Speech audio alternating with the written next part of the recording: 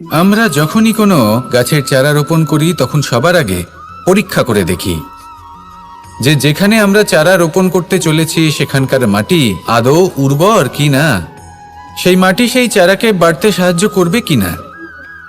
যখন একটা চারা রোপণের আগে আমরা এত কিছু ভাবতে পারি, তাহলে কাউকে বিশ্বাস করার আগে আমরা কেন ভাবি না?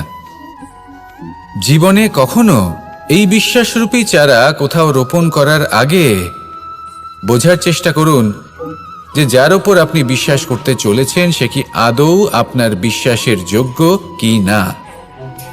ভেবে দেখুন সেই ব্যক্তি ভবিষ্যতে গিয়ে আপনার বিশ্বাস ভাঙতে পারে কি না।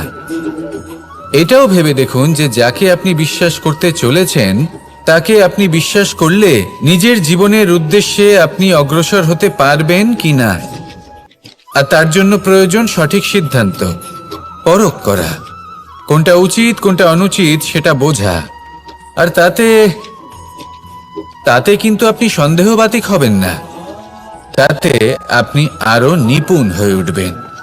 তাই যদি আপনি নিপুণ হয়ে উঠতে চান তাহলে বোঝার চেষ্টা করুন, পরখ করে দেখুন, কোনটা উচিত কোনটা অনুচিত বুঝুন। আর বিশ্বাস তখনই করুন যখন আপনি 100% নিশ্চিত হবেন যে সে বিশ্বাসের যোগ্য।